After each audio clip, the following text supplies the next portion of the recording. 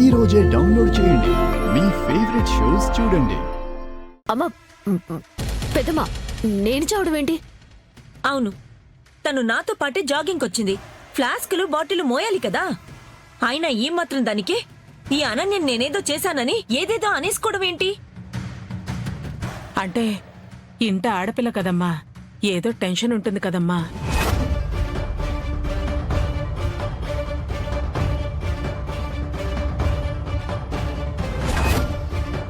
ఇంటి ఆడపిల్ల?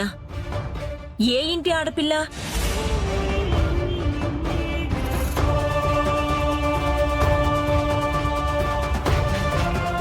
అయినా ఇదేదో ఈ ఇంటికి కోడలైనట్టు మీరు కూడా తెగ ఓన్ చేసుకుని మాట్లాడుతున్నారు. అబే, అలా అని ఏం లేదమ్మా.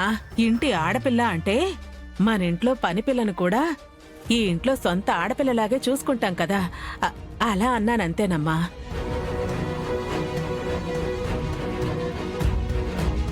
ఓ, అదా మీ ఉద్దేశం?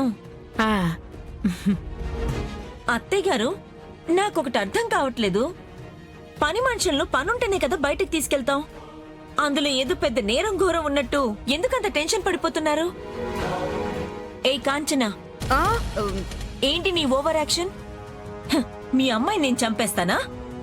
నీకెలా కనిపిస్తున్నాను?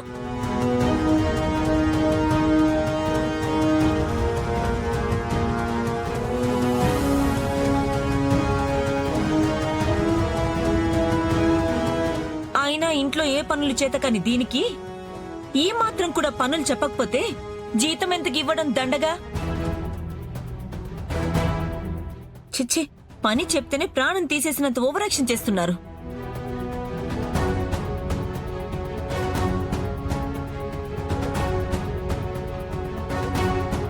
అనన్య, అయ్యయ్యో, ఇలా ఇవ్వమ్మా. చాలా దూరం నడిపించిందా అమ్మా? అవును అత్తయ్య గారు. అయ్యో, ఏంటోనమ్మా నీ రాత.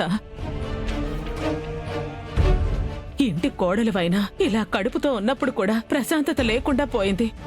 ఆయన నువ్వెందుకెళ్ళావమ్మా తనతో? కర్మ కాకపోతేను. నేనిక్కడ వెళ్ళాను, బలవంతంగా పంపించారు. ప్రీతి, అత్తయ్య గారు, జాగింగ్కి వెళ్తున్నట్టున్నావు. అవునత్తయ్య గారు. ఇలా ఒంటరిగా వెళ్తే ఎలా చెప్పు? తోడుగా ఆ పని మనిషిని కూడా తీసుకెళ్ళు. తోడుగా ఉంటుంది. ఆ ఫ్లాస్కులు బాటిళ్లు మోయడానికి కూడా పనికొస్తుంది కదా. అవునత్తయ్య గారు, మర్చిపోయాను. అయితే పని మనిషిని పిలువు.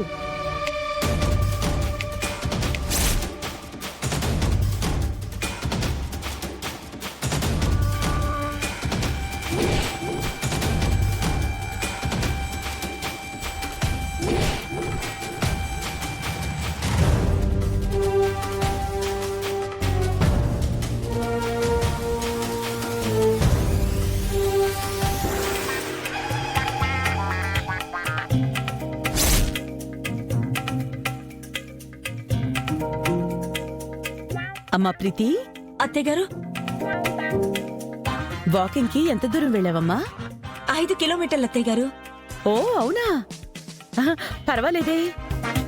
డే 1 5 కిలోమీటర్స్ అంటే నువ్వు సూపర్ ప్రీతి. యాక్చువల్ గా అత్తయ్య గారు, నేను సింగిల్ గా వెళ్ళుంటే అంత దూరం వెళ్ళకపోయేదాన్నేమో.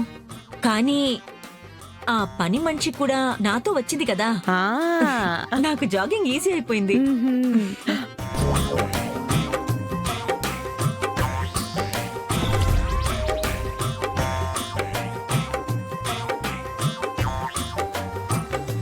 వావ్, గ్రేట్ కదా. ఎలాగైతేనే నీకు జాగింగ్ ఈజీ అయింది కదా. ఈ రోజు నుంచి రోజు తనని తీసుకుని జాగింగ్ కి వెళ్ళు.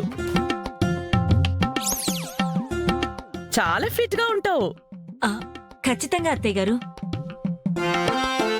ప్రీతి, ఇవాళ 5 కిలోమీటర్స్ చేశారు కదా. అవును. రేపు వీలైతే 10 కిలోమీటర్స్ చేయండి, సరేనా? ఎంత వర్కౌట్స్ చేస్తే అంత ఫిట్నెస్ మరి. తప్పకుండా అత్తయ్య గారు, రేపటి నుంచి 10 కిలోమీటర్స్ తగ్గనివ్వను, చూస్తారు కదా. గుడ్.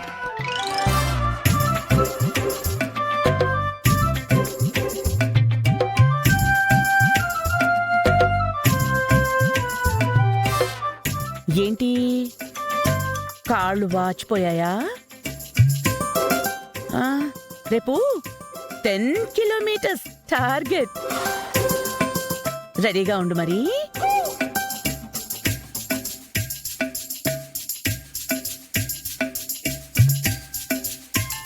ఈ వాకింగు జాగింగులతో నీ కొవ్వు కరిగేలా ఒళ్ళంతా చెమట్లు పట్టడం కాదు, నీ పాపాలన్నీ కరిగేలా రక్తాలు కరిగించే రోజులొస్తాయి. చూస్తూ ఉండు.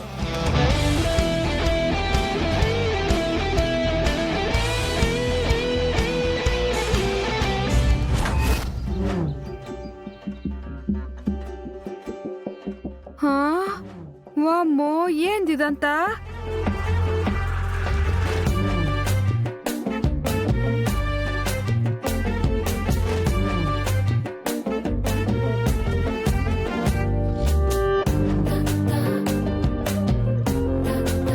ఓసే కంచు,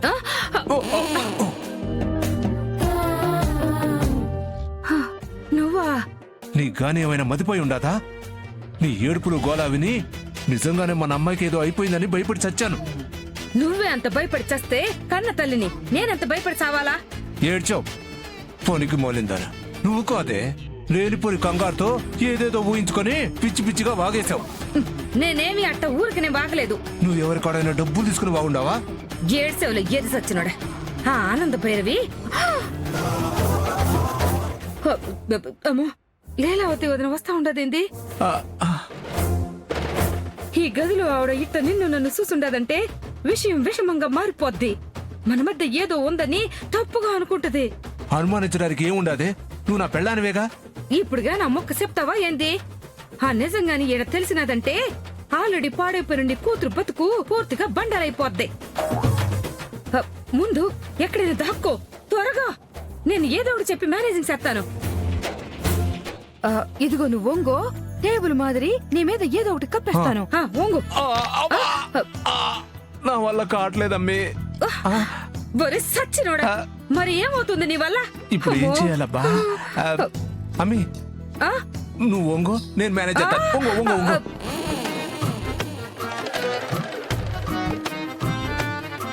సచ్చినోడు నన్నే వంగోబెట్టుండాడు. శేఖరం, ఆ, కాంచన గాని ఇటొచ్చిందా? ఆ, కాంచన అమ్మగారు లేదండి, ఆవిడ ఇక్కడికి రాలేదండి. అవునా? ఇందాక ఇటు రావటం నేను చూసానే. బయటికి వెళ్ళిపోవడం నేను చూసుండాను అమ్మగారు.